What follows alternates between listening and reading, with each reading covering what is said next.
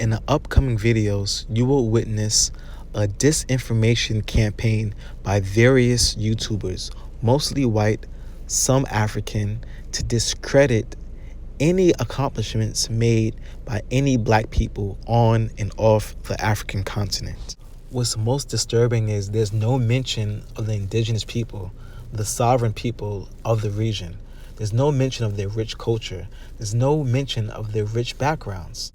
There's no real mention of the strength these people actually had. There's no mention of the recaptured Africans. I'm talking about those born on the African continent, those that were on the ships of the Amistad.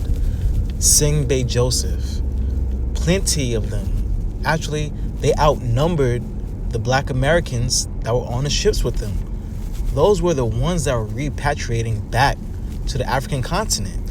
And one of the most disrespectful things to ever hear, as if our people didn't suffer enough, is to compare what we went through in the Americas during slavery and Jim Crow to what allegedly happened in Liberia.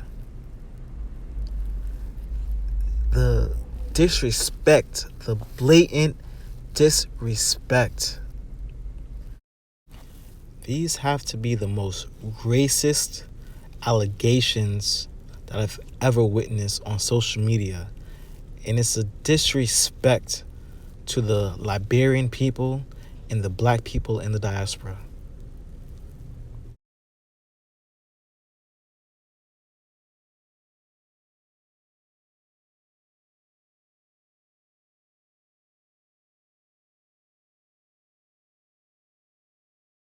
In South Africa, they were the Afrikaners, and in the case of Liberia, they were the Americo-Liberians. And also in both cases, there was a severe backlash against the previously ruling class, with both becoming a quickly shrinking minority.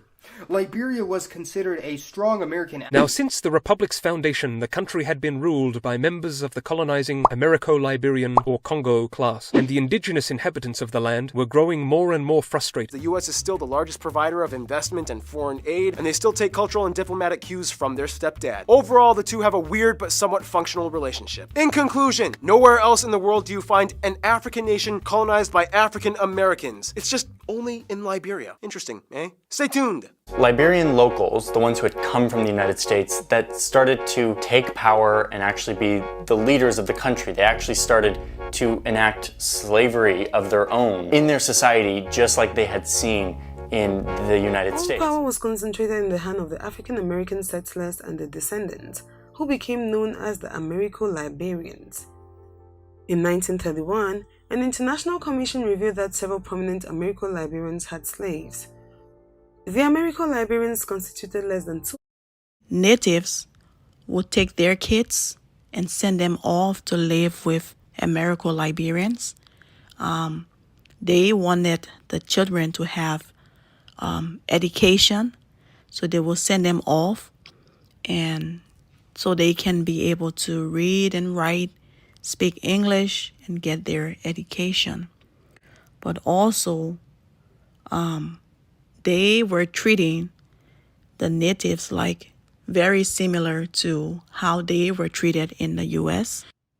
There were no transportation during those days, so the natives were their form of transportation. And what I mean by that was they would get like 4 people, and they would carry sticks and put something in it like a swing, and that's how the Americo-Liberians got around. These people were superiors. They had nothing in common with the natives. They tried to take over and claim ownership of something that was not rightfully theirs. The settlers had nothing in common with the people of the land, the natives. They dressed differently. They could read and write. They spoke English, whereas the natives did not speak English. They did not wear clothes, and they just had different lifestyles. Soon after, the settlers decided hey, these people do not look like us. They are illiterate, so they cannot live among us. So they decided to live on different settlements. They built houses to imitate plantation-style houses that you will see during slavery. And this was a really difficult time for the people of the land, the original owners. They felt betrayed in a way. Like, how can these people we try to help?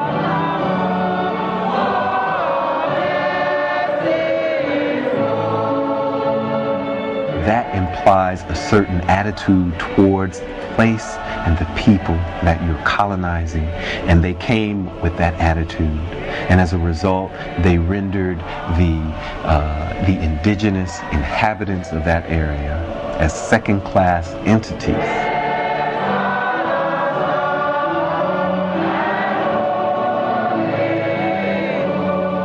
The settlers came. They came with bright light. They came to educate the people, build new cities, as we can see today. But the fact was, the people wanted them to accept their culture, which they didn't agree to. This is what brought the conflict. Having been completely cut off from the culture and heritage of their African ancestors, Liberia's African American immigrants simply could not assimilate with the tribal societies of the indigenous populations they came into contact with. Most of the new arrivals were so steeped in American culture that apart from their physical appearance, they found nothing in common with the indigenous populations. And so rather than integrate with the indigenous communities, the African American immigrants separated themselves and essentially formed a new tribe of Liberians by choosing to only marry within the community and by holding tightly to the American traditions and beliefs which they considered superior to the indigenous norms and traditions. Wherever the settlers settled, they marry indigenous women, but the offsprings become completely settler with settler mentality, settler culture, settler values. Because once you look back again into one of the reasons why this country was founded. This country was founded to serve as a beachhead for the dissemination of civilization and Christianity in Africa. Worse than that, the Pepper Coast was already inhabited and the locals had nothing in common with the American newcomers. The newcomers didn't want anything to do with the locals either and married only within their community. This created an Liberian ethnicity culturally distinct from the region's general population. This group believed itself superior to the locals and instilled a rigid class system. Contemporaries likened Liberia's regime to South Africa's apartheid, albeit based on whether one's ancestors had come from America rather than skin color. While it wasn't always called one, Liberia was a colonial state just like the others that governed most of Africa. Liberia declared independence in 1847, and the Liberian minority kept tight control of the country until 1980. Another issue at play was slavery. It was widely understood that African natives benefited from slavery by selling some Liberian ancestors into slavery in the Americas, as they were middlemen in the business. So perhaps this was a contributing factor why Liberians didn't cut any favors to the natives. You know what? You got land in Liberia. Why didn't you build Liberia to a successful nation? Stop it. Liberia was a freed finesse. Black slave. That was a finesse. It was a con game from the beginning. They're starving over there. You want to talk about starving? Got nothing That's to do your with land. That. The freed that FBA. That was something that the white supremacists organized. They got a bunch of black people from the Caribbean and other parts of Africa and a few from over here, sent them over there. Half the black people died off. It was a finesse game. Don't try to bring that Liberia. So you're saying you couldn't survive? No, because Liberia is not our homeland.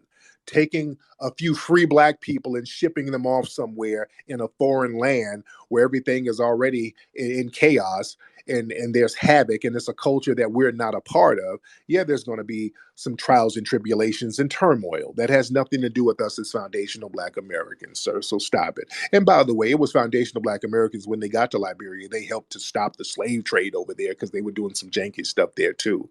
So that ain't got nothing to do with us. This is our homeland here.